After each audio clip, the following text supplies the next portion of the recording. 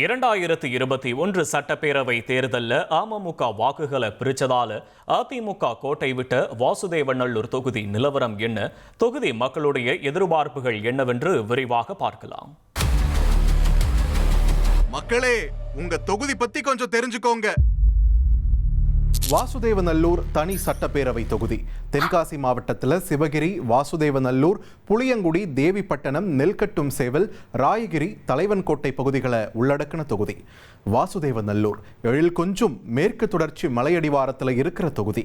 தலையணை அருவி மற்றும் கோட்டை மலையாறு இருக்கிற தொகுதியில் விவசாயமே பிரதான தொழிலாக இருக்கு. எலுமிச்சை விளைச்சல் ஏற்றுமதிக்கு பேர் போன புளியங்குடி இந்த தொகுதியில தான் இருக்கு. பிப்ரவரி 23 தேர்தல் ஆணையம் வெளியிட்ட இறுதி வாக்காளர் பட்டியலில் தொகுதியில் 1,10,960 ஆண் வாக்காளர்கள், 1,16,396 பெண் வாக்காளர்கள், 13 மூன்றாம் பாலின வாக்காளர்கள்னு மொத்தம் 2,27,369 வாக்காளர்கள் இருப்பதா தெரிவிக்கப்பட்டிருந்துச்சு.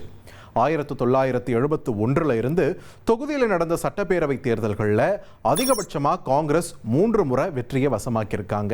மார்க்சிஸ்ட் கம்யூனிஸ்ட், அதிமுக, தமாக, மதிமுக தலா 2 முறையும், திமுக 1 முறையும் வெற்றியை வசமாக்கியிருக்காங்க. தொகுதியில் கடந்த 2021 சட்டப்பேரவை தேர்தலில் அதிமுக சிட்டிங் எம்எல்ஏவான மனோகரனை களமிறக்கினாங்க.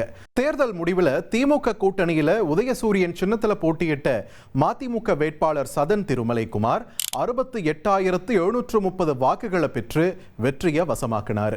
66,363 வாக்குகளை வாங்கின மனோகரன் தோல்வியை தழுவினார். வெறும் 2,367 வாக்குகள் வித்தியாசத்தில் மனோகரன் தோல்வியை தழுவ 2011, 2016 தேர்தல்களில் தொடர்ச்சியாக வெற்றி பெற்ற தொகுதியை அதிமுக தவறவிட்டாங்க. தொகுதியில் டிடிவி தினகரனோட அமமுக 13,376 வாக்குகளை பிரிச்சிருந்தது அதிமுகவுக்கு பாதகமாக அமைஞ்சது. இப்போ தேர்தல் நெருங்க வாசுதேவநல்லூர் மக்களோட எதிர்பார்ப்புகள் என்னவா இருக்குன்னு கேட்கலாம்.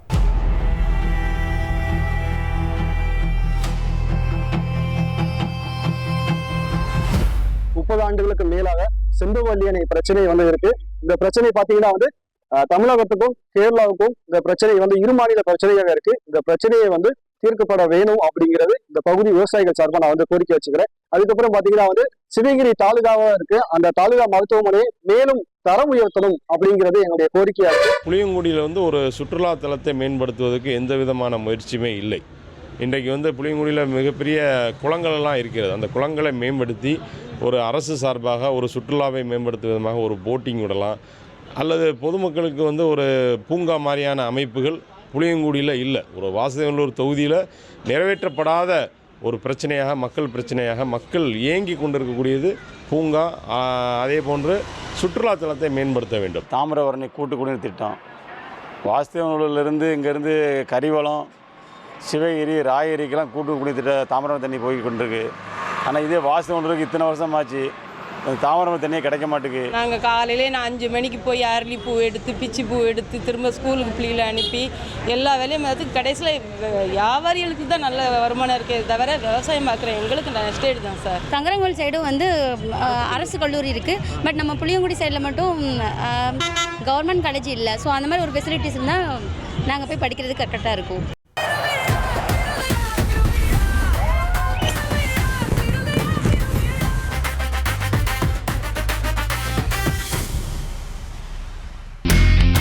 இனி செல்லும் இடமெல்லாம் செய்தி.